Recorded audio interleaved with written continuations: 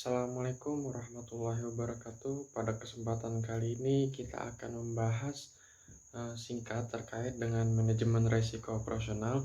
Nama saya Muhammad Kemal Pahrandi dari Prodi Perbankan Syariah Universitas Muhammadiyah Profesor Dr. Hamka. Pada kali ini kita akan berbicara tentang manajemen risiko operasional. Mungkin terjadinya risiko operasional itu paling luas ya dibanding dengan risiko lainnya, yakni selain bersumber dari aktivitas di atas, juga bersumber dari kegiatan operasional dan jasa, akuntansi, sistem teknologi informasi, serta informasi manajemen atau sistem pengelolaan sumber daya manusia. Secara umum, risiko operasional terkait dengan sejumlah masalah yang berasal dari kegagalan suatu proses atau prosedur. Risiko operasional merupakan risiko yang mempengaruhi semua kegiatan usaha karena merupakan suatu hal yang inheren atau dalam pelaksanaannya merupakan proses atau aktivitas operasional. Mungkin yang pertama, pengertian manajemen risiko dan manajemen risiko operasional. Kalau manajemen risiko yaitu menurut Bramantio merupakan proses terstruktur dan sistematis dalam mengidentifikasi, mengukur, memetakan, mengembangkan alternatif penanganan risiko. Kemudian yang kedua dari menurut Hanafi, mendefinisikan manajemen risiko pada organisasi adalah suatu sistem risiko yang dihadapi oleh organisasi secara komprehensif untuk tujuan meningkatkan nilai perusahaan. Sedangkan pengertian dari risiko operasional ialah merupakan risiko kerugian yang diakibatkan oleh kegagalan atau tidak mencukupinya proses internal manusia dan sistem atau sebagai akibat dari kejadian eksternal. Kemudian ada faktor nih, apa saja sih faktor-faktor penyebab risiko operasional? Yang pertama ada manusia. Risiko yang disebabkan atau terjadi karena adanya pelanggaran atau ketidaksengajaan yang menyebabkan masalah yang dilakukan oleh karyawan perusahaan, yaitu seperti lalai atau ceroboh dalam memeriksa suatu berkas. Kemudian yang kedua ada proses. Risiko yang terjadi karena adanya kesalahan proses di dalam pekerjaan. Contohnya itu kayak kesalahan input data oleh karyawan perusahaan. Kemudian ada sistem. Risiko yang disebabkan karena adanya gangguan sistem atau jaringan internet. Contohnya kayak seperti komputer ngehang, ngedown, dan jaringan internet yang mati. Kemudian yang keempat ada kejadian eksternal. Kejadian eksternal di sini merupakan kejadian yang di luar dugaan yang mengakibatkan kerugian bagi perusahaan. Contohnya banjir, gempa bumi, kebakaran, dan lain-lain. Kemudian ada tujuan manajemen risiko operasional.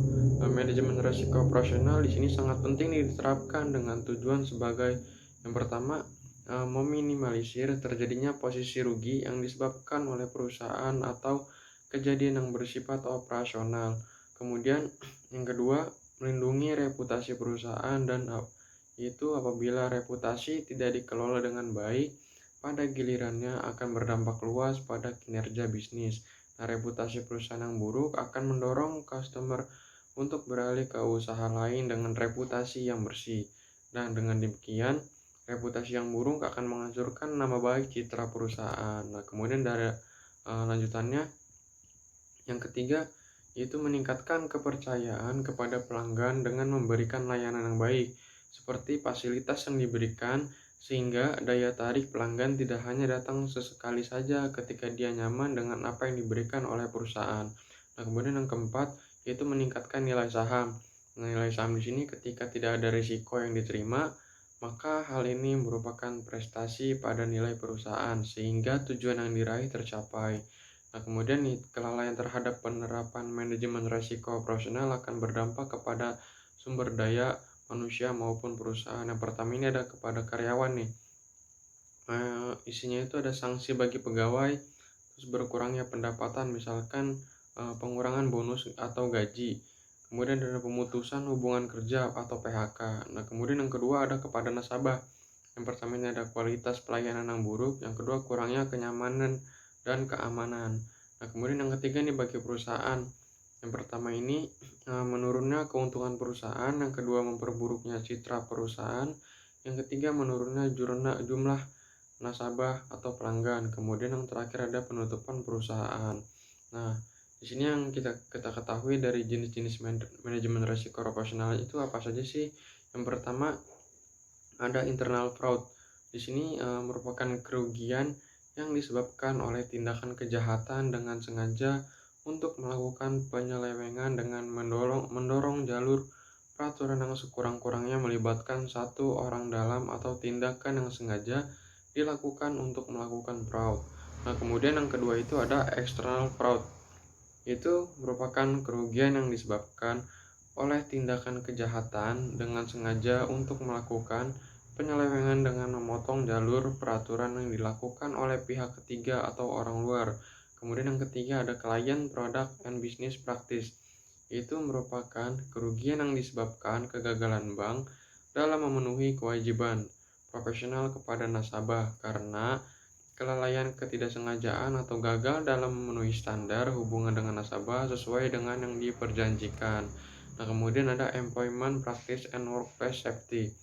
Itu merupakan kerugian yang disebabkan oleh diabaikannya ketentuan ketenagakerjaan dan keselamatan kerja yang menimbulkan tuntutan hukum. Dan yang terakhir ada damage to physical asset. Itu merupakan kerugian yang disebabkan oleh kerusakan dari aset perusahaan secara fisik karena adanya bencana alam atau peristiwa lain. Nah, di sini ada penjelasan nih terkait dengan tahapan-tahapan manajemen risiko operasional. Yang pertama itu ada identifikasi, yaitu merupakan proses untuk melihat dan identifikasi secara kontinu atas paparan risiko operasional dan penerapan manajemen risiko operasional serta melakukan pelaporan internal atau eksternal atas paparan risiko yang terjadi.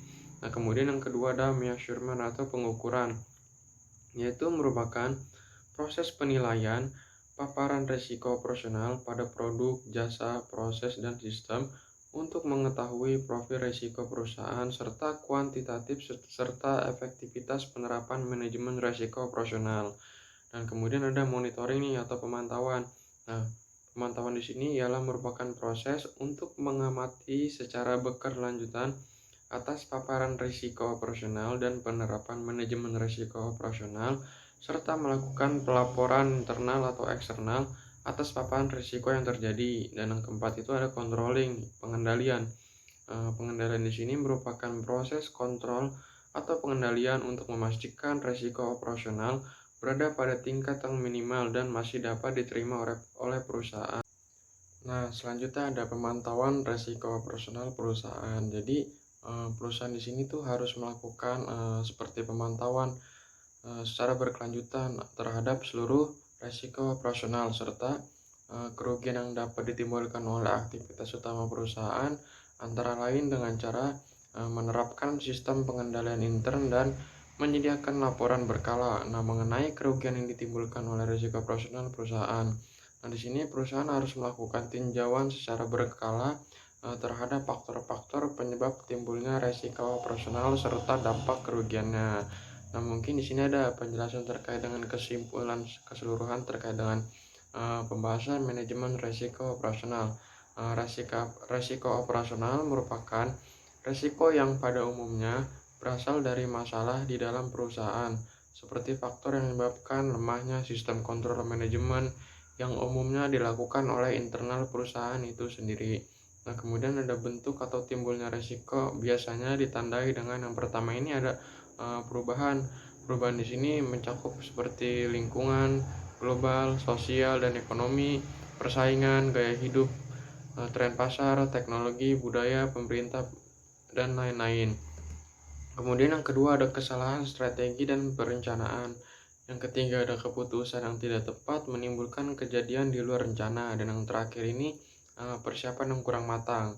Nah, jadi untuk mengatasi resiko operasional di dalam perusahaan di sini harus adanya mitigasi resiko yang dilakukan oleh manajer perusahaan sehingga dapat meminimalisir terjadinya resiko operasional yang terjadi. Nah, mungkin seperti itu. Nah, mungkin penjelasan terkait dengan manajemen risiko operasional seperti itu. Jika memang dirasa kurang dalam penjelasan, teman-teman bisa mencari sumber referensi lain yang lebih lengkap pembahasannya. Nah, kurang lebihnya mohon maaf. Assalamualaikum warahmatullahi wabarakatuh. You'll be a star.